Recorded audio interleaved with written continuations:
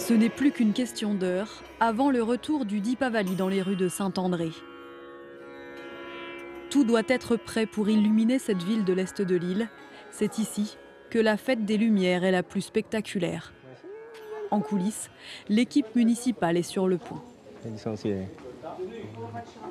J'ai grandi avec le Deepavali, qui date de 1990. Donc tous les ans, on avait l'habitude de participer. Et puis en fonction de l'âge, on a eu de plus en plus de responsabilités. Ça a pris une grande importance à La Réunion, surtout à Saint-André. Les gens se déplacent, tous les ans, ils attendent cette fête-là, ce moment de partage. Donc tout le monde vient, toutes les communautés, il n'y a pas que la communauté hindoue. Avant d'être un grand rassemblement culturel, le Deepavali est avant tout une fête religieuse, célébrée dans l'intimité du foyer, comme ici, dans le temple de la famille Murugan. Deepavali veut dire rangée de lumière. Donc le jour du Deepavali, on va prier Mahalakshmi sous forme de lampes ou de statues dans les temples. Mahalakshmi qui est elle-même déesse de l'abondance, de la prospérité, de la santé, de la famille en général.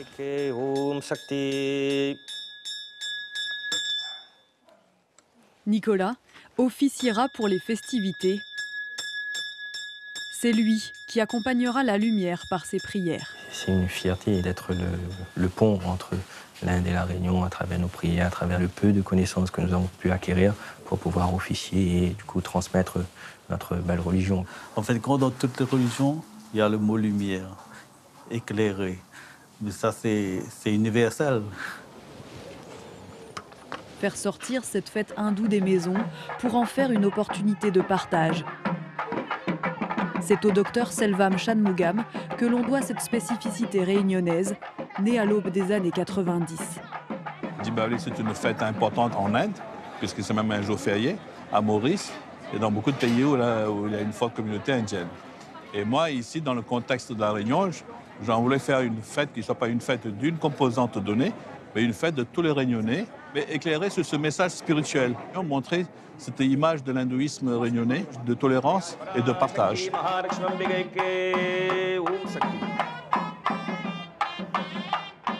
Nous avons prié Mahalakshmi, déesse de la lumière et de la prospérité, pour bénir ces festivités. Tout être humain a besoin de lumière dans sa vie, dans son foyer. On dit que la femme est la lumière de la maison et la Lakshmi de la maison. Du coup, c'est là où le verbe éclairer prend tout son sens. La flamme, toujours féminine, véritable témoin de ces 3 jours de festivités. Sur scène, danses et musiques sacrées offertes par de nombreuses associations réunionnaises. 33e édition du Deepavali pour Saint-André, la première d'envergure sous la mandature de Joey Bédier. Perpétuer cette tradition, une évidence pour Monsieur le maire. C'est important cette fête de la lumière. Le pape, quand il était venu ici, à l'époque, il y a une phrase qui est restée.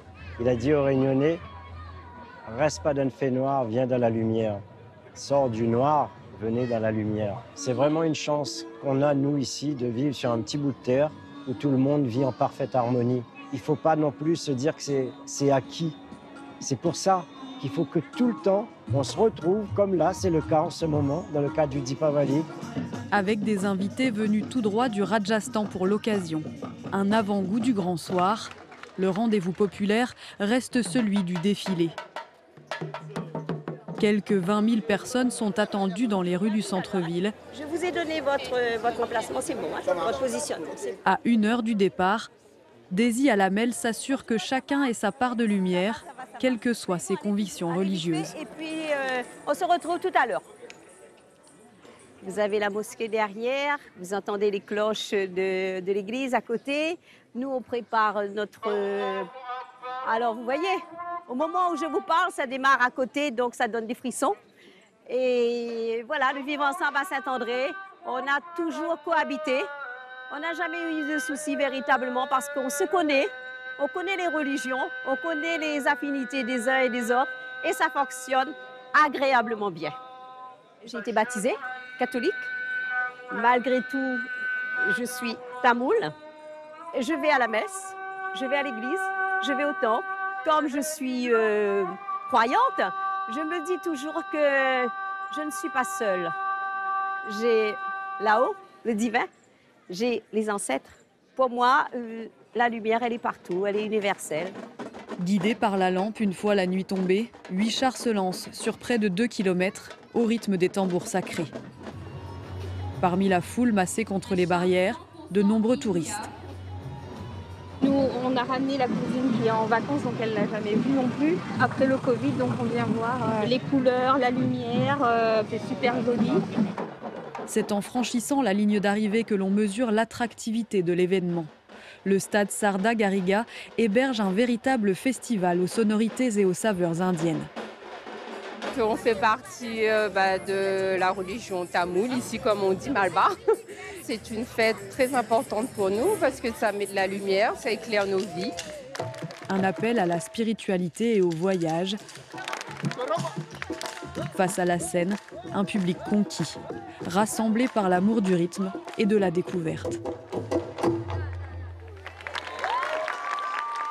Le sang parle. Il se trouve que ma fille danse depuis maintenant 8 ans sans pour autant pratiquer la religion. La lumière, une boussole commune à travers les époques, l'emblème d'une société multiculturelle. La foule, hypnotisée par le bouquet final de ce Deepavali, se fige pour un instant de communion fraternelle.